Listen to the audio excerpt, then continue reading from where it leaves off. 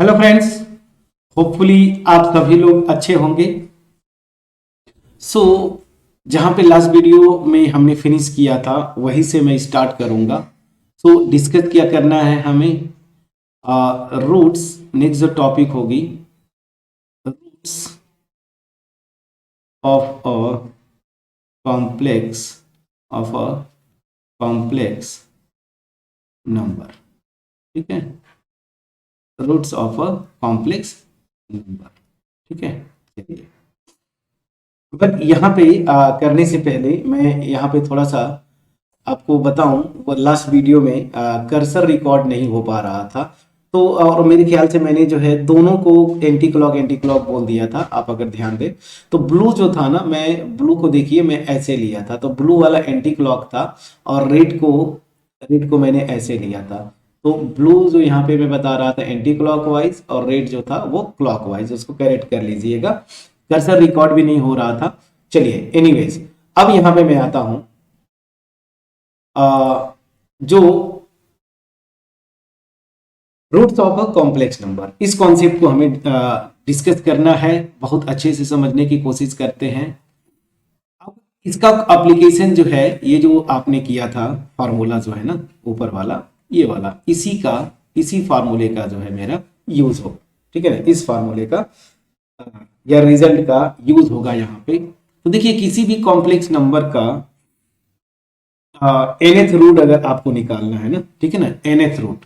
तो मान लीजिए वो कॉम्प्लेक्स नंबर मेरी दी हुई है Z0। पहले कॉन्सेप्ट समझिएगा friends.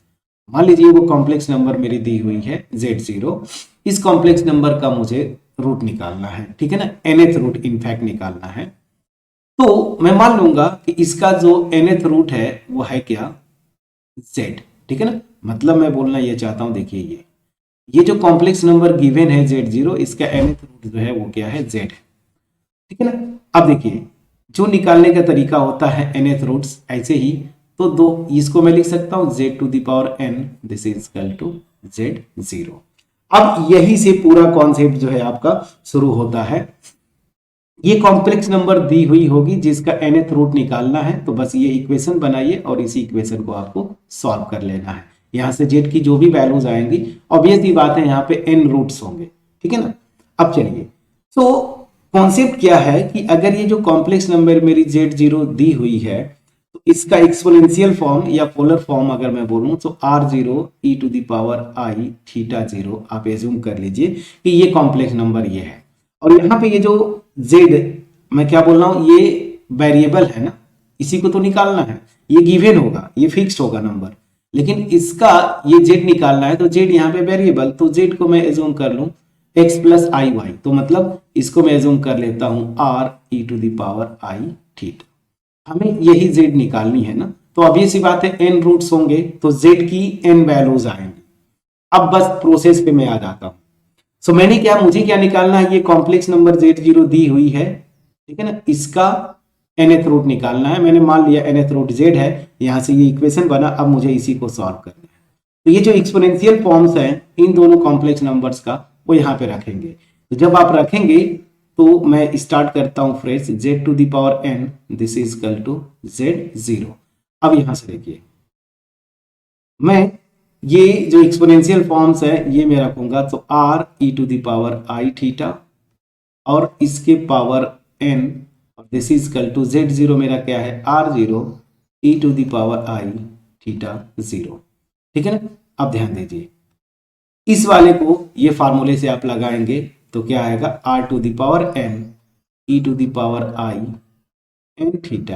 This is equal to R0e⁻I⁻0। बड़ा इंटरेस्टिंग अब केस बन रहा है फ्रेंड्स। मैं आपको जो बोला था कॉम्प्लेक्स नंबर की इक्वेलिटी ना, कहीं मैं बताया था, ये देखिए। अब इस रिजल्ट का यूज बार बार पूरे कॉम्प्लेक्स एनालिसिस में होगा फ्रेंड्स। तो यहाँ पे ये भी एक कॉम्प्लेक्स नंबर, ये भी एक कॉम्प्लेक्स नंबर, दोनों इक्वल हैं। उस रिजल्ट से क्या होना चाहिए, इनका मैग्नीट्यूड्स, मतलब R⁴n यहां से R0 के इक्वल होगा। एंड यहां से आप ये जो निकाल रहे हैं, इसका जो आर्गुमेंट आप बोलते थे ना, देखिए n थीटा किसके इक्वल होगा, θ0 + 2k पाई। अब यहाँ पे n ऑलरेडी है इसलिए मैं 2k पाई लिख दिया, और k क्या होगा यहाँ पे 0 प्लस माइनस 1 प्लस माइनस इस तरह से ये जाए। ठीक है, समझ में आ रहा कि नहीं आ रहा फ्रेंड्स, प्लीज बोलिएगा। अब देखिए यहाँ पे ये इस तरीके से आपको सॉल्व करना है हमें, मैं जनरल में निकाल रहा हूं, फिर जब nth रूट की बात कर लेंगे तो मैं फिक्स कर दूंगा, उसको आपको घबराना नहीं है। चलिए अब यहां से ये हो गया। अब ध्यान दीजिएगा,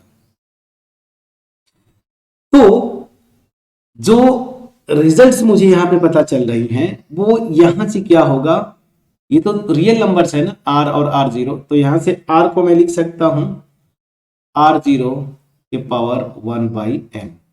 यहां से क्लियर हो गया, ठीक है ना। और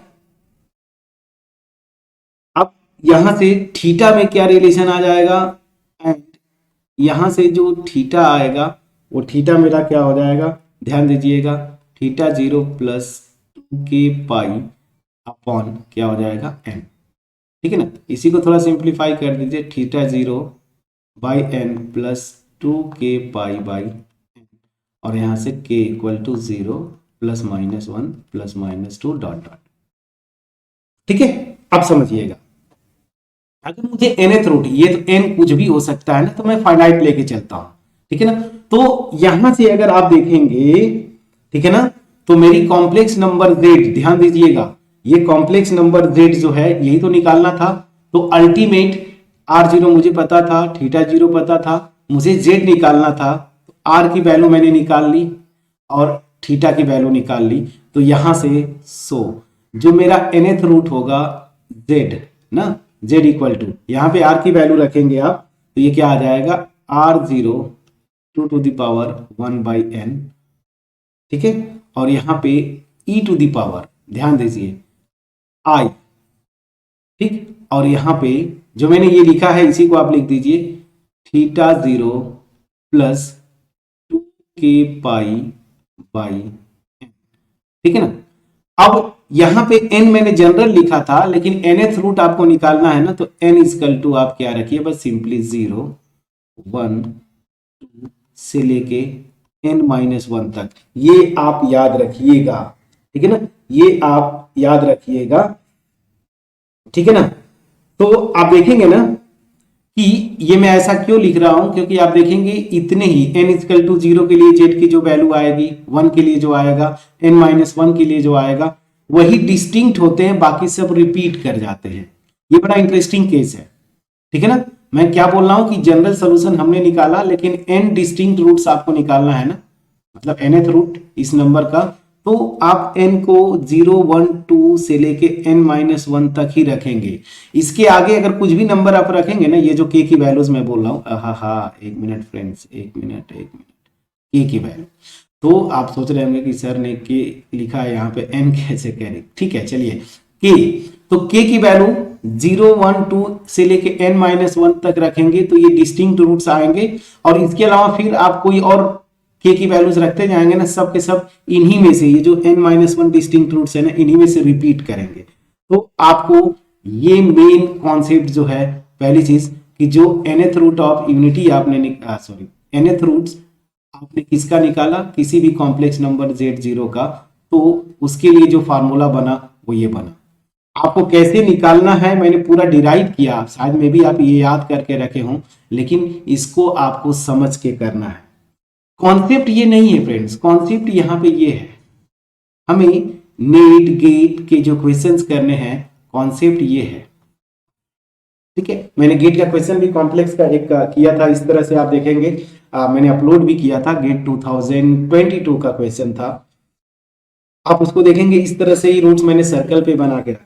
बड़ा इंटरेस्टिंग केस है, आपको पता है कि अगर मैं z equal to r e to the power i theta लिखता हूं, तो ये एक सर्कल को रिप्रेजेंट करता है ना, और जैसे मैंने equality of two complex numbers के केस में भी आपको बताया था, तो यहां पे ध्यान दीजिएगा कि ये जितने भी रूट्स आ रहे हैं ना, n रूट्स, वो क्या होगा, एक सर्कल बनेगा, ये ध्यान दीजिए, ये एक सर्कल बनता है, और ये जितने रूट्स हैं वो सब के सब जो है ना, एक ही सर्कल पे लाई करते हैं। बड़ा इंटरेस्टिंग केस है फ्रेंड्स, बड़ा इंटरेस्टिंग केस है, थोड़ा सा सर्कल बढ़िया से नहीं बन पाया, मतलब दोनों तरफ सिमेट्रिकल होना चाहिए ना, तो ये थोड़ा बन नहीं पाया, बट फिर भी मैं कोशिश करता हूँ। मैं टेढ़ा बन ही जाता है, चलिए ठीक है। ये देखिए, तो मैं क्या बोल रहा हूँ ना कि इसमें एन रूट्स है ना, तो फॉर एग्जाम्पल मान लीजिए जब आप यहाँ पे के की वैल्यू 0 रखेंगे तो कहीं पे भी वो होगा, मान लीजिए ये रूट मेरा आया, ये ठीक है ना, यहाँ पे एक रूट आया जिसको मैं नाम दे देता हूँ Z1, पहला रूट जो है ये कहाँ पे आ रहा है, के इक्वल टू 0 के करेस्पॉन्डिंग।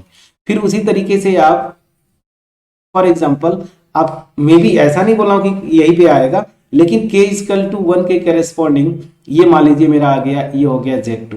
फिर उस तरीके से के इक्वल टू 3 के करेस्पॉन्डिंग यहाँ पे के इक्वल टू 3 रखेंगे यहाँ पे, तो ये मेरा आ जाएगा Z3।